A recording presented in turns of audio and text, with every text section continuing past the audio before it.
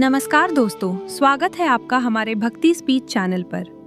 कहते हैं जब इंसान हर जगह से हार जाता है तो उसे सिर्फ भक्ति ही संभालती है। और यही भक्ति हम आपके लिए लेकर आते हैं हर दिन हर वीडियो में। तो जुड़े रहिए हमारे साथ और महसूस कीजिए सच्ची भक्ति की शक्ति। चलिए शुरू करते हैं। आज हम संतोषी माता व्रत कथा सुनेंगे। शुक्रवार के दिन माँ संतोषी का व्रत पूजन किया जाता है। इस पूजा के दौरान माता की आरती पूजन तथा अंत में माता की कथा सुनी जाती है।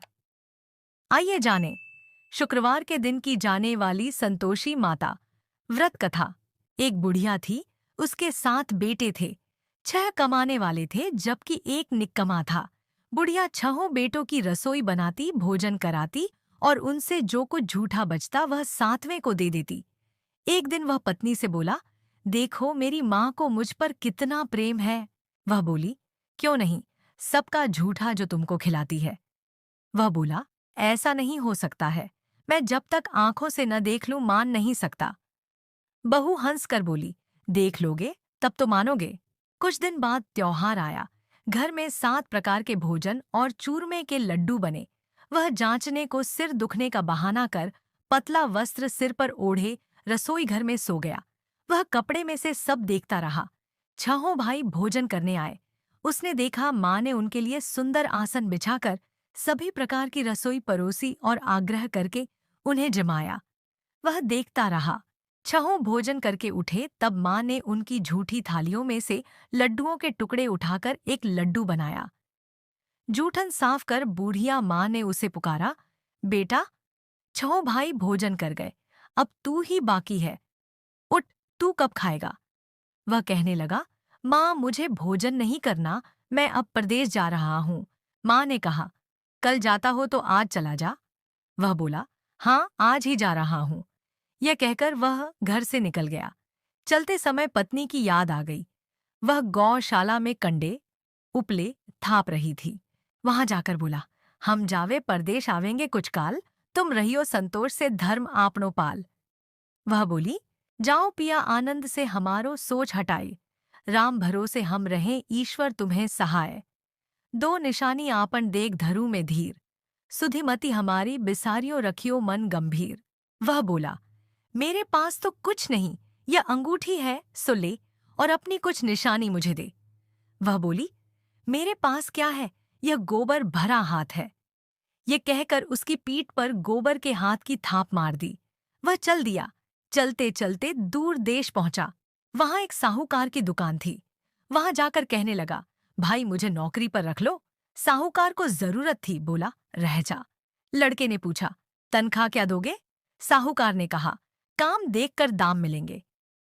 साहूकार के वहां पर नौकरी मिली। वह सुबह 7 बजे से 10 बजे तक नौकरी करने लगा। कुछ दिनों में दुकान का सारा लेन देन, हिसाब किताब, ग्राहकों को माल बेचना, सारा काम करने लगा। साहूकार के 7-8 नौकर थे। वे सब चक्कर खाने लगे। यह तो बहुत होशियार बन गया। सेठ ने भी काम देखा और 3 महीने में ही उसे आधे मुनाफे का हिस्सेदार बना लिया। वह कुछ वर्ष में ही नामी सेठ बन गया और मालिक सारा कारोबार उस पर छोड़कर चला गया। इधर उसकी पत्नी को सास ससुर दुख देने लगे। सारी गृहस्थी का काम करा के उसे लकड़ी लेने जंगल में भेजते। इस बीच घर के आटे से जो भूसी निकलती उसकी रोटी बनाकर रख दी जाती और फूटे नारियल की नारेली में पानी। एक दिन वह लकड़ी लेने जा रही थी। रास्ते में बहुत सी स्त्रियां संतोषी माता का व्रत करती दिखाई दी। वह वहां खड़ी होकर कथा सुनने लगी और पूछा, बहनों, तुम किस देवता का व्रत करती हो और उसके करने से क्या फल मिलता है। यदि तुम इस व्रत का विधान मुझे समझा कर कहोगे तो मैं तुम्हारा बड़ा एहसान मानूंगी। तब उनमें से एक स्त्री बोली, सुनो, यह संतोषी माता का व्रत है। इसके करने से निर्धनता, दरिद्रता का नाश होता है और जो कुछ मन में कामना हो सब संतोषी माता की कृपा से पूरी होती है। तब उसने उससे व्रत की विधि पूछी। वह भक्तिनी स्त्री बोली, 1.25 आने का गुड़ चना लेना, इच्छा हो तो 5.25 आने का लेना या 1.25 रुपए का भी सहूलियत के अनुसार लाना। बिना परेशानी और श्रद्धा व प्रेम से जितना भी बन पड़े सवाया लेना। प्रत्येक शुक्रवार को निराहार रहकर कथा सुनना, इसके बीच क्रम टूटे नहीं, लगातार नियम पालन करना, सुनने वाला कोई न मिले तो घी का दीपक जला उसके आगे या जल के पात्र को सामने रखकर कथा कहना। जब कार्य सिद्ध न हो, नियम का पालन करना और कार्य सिद्ध हो जाने पर व्रत का उद्यापन करना। 3 मास में माता फल पूरा करती है। यदि किसी के ग्रह खोटे भी हों तो भी माता वर्ष भर में कार्य सिद्ध करती है। फल सिद्ध होने पर उद्यापन करना चाहिए, बीच में नहीं। उद्यापन में 2.5 सेर आटे का खाजा तथा इसी परिमाण से खीर तथा चने का साग करना। 8 लड़कों को भोजन कराना, जहां तक मिले देवर जेठ भाई बंधु के हों, न मिले तो रिश्तेदारों और पास पड़ोसियों को बुलाना। उन्हें भोजन करा यथाशक्ति दक्षिणा देकर माता का नियम पूरा करना। उस दिन घर में खटाई न खाना। यह सुन बुढ़िया के लड्ढाचके की बहू चल दी। रास्ते में लकड़ी के बोझ को बेच दिया और उन पैसों से गुड़ चना ले माता के व्रत की तैयारी कर आगे चली और सामने मंदिर देखकर पूछने लगी, यह मंदिर किसका है? सब कहने लगे, संतोषी माता का मंदिर है। यह सुनकर माता के मंदिर में जाकर चरणों में गिर गई। मन में विनती करने लगी, माँ मैं निपट अज्ञानी हूँ, व्रत के कुछ भी नियम नहीं जानती, मैं दुखी हूँ। हे माता, जगत जननी मेरा दुख दूर कर, मैं तेरी शरण में हूँ। माता को दया आई। एक शुक्रवार बीता कि दूसरे को उसके पति का पत्र आया और तीसरे शुक्रवार को उसका भेजा हुआ पैसा आ पहुंचा। यह देख जेठ जिठानी मुंह सिकोड़ने लगे। लड़के ताने देने लगे। काकी के पास पत्र आने लगे, रुपया आने लगा। अब तो काकी की खातिर बढ़ेगी। बेचारी सरलता से कहती, भैया कागज आवे रुपया आवे, हम सबके लिए अच्छा है। ऐसा कहकर आंखों में आंसू भरकर संतोषी माता के मंदिर में आ मातेश्वरी के चरणों में गिरकर रोने लगी। माँ मैंने तुमसे पैसा कब मांगा है? मुझे पैसे से क्या काम है? मुझे तो अपने सुहाग से काम है। मैं तो अपने स्वामी के दर्शन मांगती हूँ। तब माता ने प्रसन्न होकर कहा, जा बेटी, तेरा स्वामी आएगा। यह सुनकर खुशी से बावली होकर घर में जा काम करने लगी। अब संतोषी माँ विचार करने लगी, इस भोली पुत्री को मैंने कह तो दिया कि तेरा पति आएगा, लेकिन कैसे? वह तो इसे स्वप्न में भी याद नहीं करता। उसे याद दिलाने को मुझे ही जाना पड़ेगा। इस तरह माताजी उस बुढ़िया के बेटे के पास जा स्वप्न में प्रकट हो कहने लगी, साहूकार के बेटे, सो रहा है या जागता है? वह कहने लगा, माता सोता भी नहीं, जागता भी नहीं हूँ, कहो क्या आज्ञा है? माँ कहने लगी, तेरे घर बार कुछ है कि नहीं? वह बोला, मेरे पास सब कुछ है, माँ बाप है, बहू है। माँ बोली, भोले पुत्र, तेरी बहू घोर कष्ट उठा रही है। तेरे माँ बाप उसे परेशानी दे रहे हैं। वह तेरे लिए तरस रही है, तू उसकी सुन ले। वह बोला, हाँ माताजी, यह तो मालूम है, परंतु जाऊं तो कैसे? परदेश की बात है, लेन देन का कोई हिसाब नहीं, कोई जाने का रास्ता नहीं आता, कैसे चला जाऊं? माँ कहने लगी, मेरी बात मान, सवेरे नहा धोकर संतोषी माता का नाम ले, घी का दीपक जला, दंडवत कर दुकान पर जा बैठ। देखते देखते सारा लेन देन चुक जाएगा, जमा का माल बिक जाएगा, सांझ होते होते धन का भारी ढेर लग जाएगा।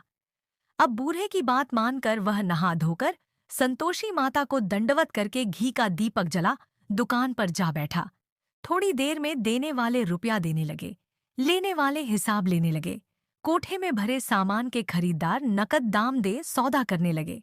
शाम तक धन का भारी ढेर लग गया।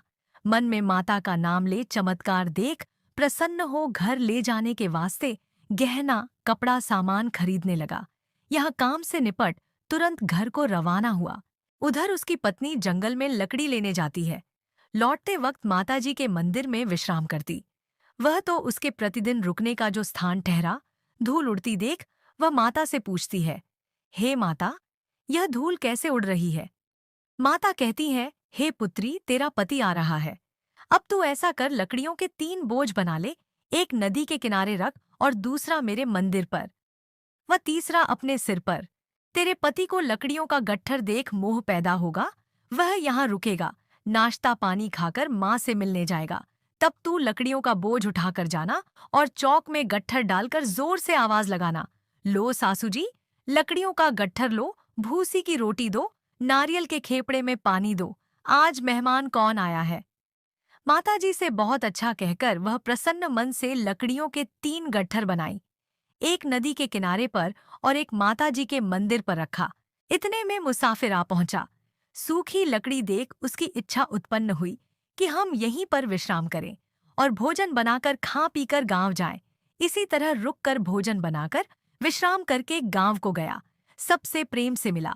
उसी समय सिर पर लकड़ी का गट्ठर लिए वह उतावली सी आती है। लकड़ियों का भारी बोझ आंगन में डालकर जोर से 3 आवाज देती है, लो सासू जी, लकड़ियों का गट्ठर लो, भूसी की रोटी दो, आज मेहमान कौन आया है।